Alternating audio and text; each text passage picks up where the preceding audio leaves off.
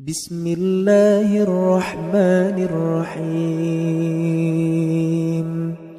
Dan kata para ulama dalam bab mimpi, siapapun yang mimpi hewan-hewan yang 7 ini, ular, kalajengking, raja wali, gagak, tikus, kemudian anjing buas dan cecak, ya, berarti menandakan ada orang-orang yang buruk yang sedang mendekati dia. Seperti disebutkan oleh Ibnu Sirin rahimahullah, orang mimpi digigit tikus atau didekati tikus atau kalajengking atau ular, ini berarti ada penjahat atau orang-orang fasik, lawan jenis yang buruk yang mau mendekati dia. Termasuk kalau orang istikharah, minta petunjuk kalau dia mau menikah lalu dia mimpi salah satu hewan ini, berarti yang jadi calonnya kemungkinan punya makna ke sana. Ini dijelaskan oleh Ibnu Sirin rahimahullah dalam ta'wil mimpi atau masalah ta'wil mimpi, karena hewan-hewan ini disuruh bunuh, ya, disuruh bunuh. Seringkali juga orang kalau kena sihir, mimpinya pasti salah satu dari 7 hewan ini. Dia mimpi kalajengking kah, dia mimpi ular kah, dan seterusnya. Hadis 601 menyebutkan tentang hewan-hewan yang boleh dibunuh, baik sedang ihram atau tidak sedang ihram, baik di wilayah haram atau di wilayah halal. Wilayah haram kayak Mekah sama Madinah. Selain daripada itu dikenal dengan wilayah halal. Haram artinya dimuliakan. Makanya kita katakan Mekah dan Madinah haramain. Dikatakan dalam hadis ini dari Aisyah radhiyallahu anha, beliau berkata, Rasulullah sallallahu alaihi wasallam bersabda, "Khamsun minad dawabi kulluhunna fawasiq yuqtalna fil hill wal haram, al-aqrabu wal hida'ah wal ghurabu wal fa'ra wal kalbul aqur."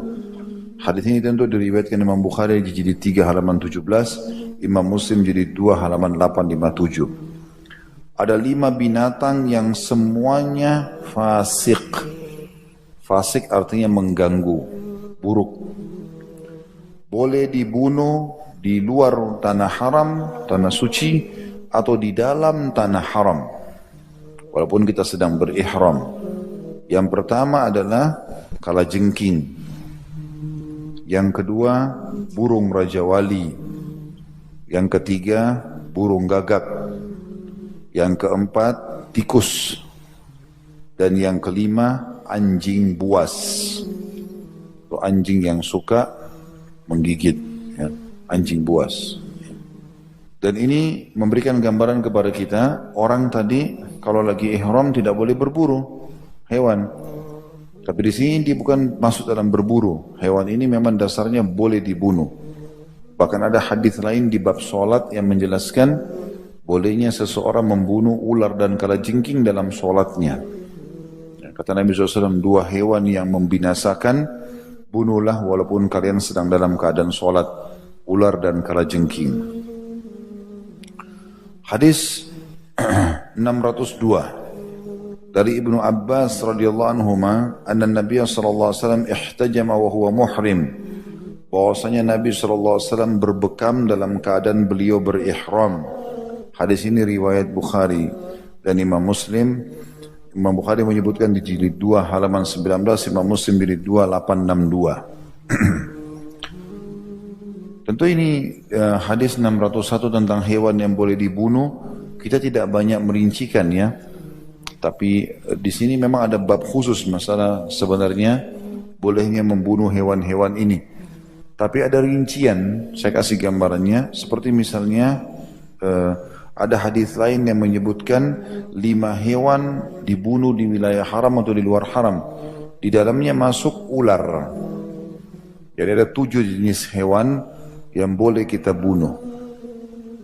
Ular, kalajengking, raja wali, gagak, tikus, kemudian anjing buas dan cecak. Ya. Kenapa Allah suruh bunuh? Allahu a'lam. Ada hikmah, enggak ada hikmah, tetap kita jalankan. Kenapa Allah haramkan babi? Ada hikmah, enggak hikmah, tetap kita haramkan. Orang beriman menerimanya. Kalau nanti ada hikmahnya, ya itu pertambahan saja. Karena enggak ada hikmah pun kita temukan, tetap saja kita tentunya mentaati Allah dan Rasulnya alaihi salatu wassalam. Khusus masalah dari 7 jenis hewan ini, ular, ini ada hukum tersendiri lagi kalau seandainya kita melihat ular di rumah, bukan di tempat lain, di rumah, maka sunnah Nabi SAW untuk mengusirnya 3 kali. Katakan, keluarlah, 3 kali diusir. Karena kata Nabi SAW, kalau kalian temukan ular di rumah kalian, maka ingatkanlah 3 kali. Kalau dia jelmahan jin, dia akan pergi. Dan kalau dia tidak bergerak, tidak pergi, berarti dia ular biasa, bunuhlah dia.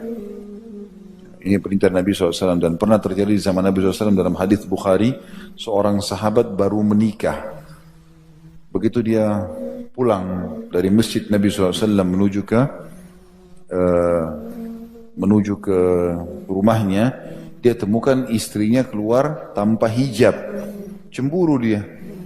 Maka dia marah, kelihatan raut wajahnya marah.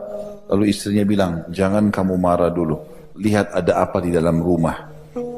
Maka anak muda itu pun, sahabat itu pun masuk, ditemukan di ranjangnya ada ular besar. Maka dia pun langsung menghunuskan pedangnya dan melawan ular tersebut. Lalu dua-duanya mati. Ya.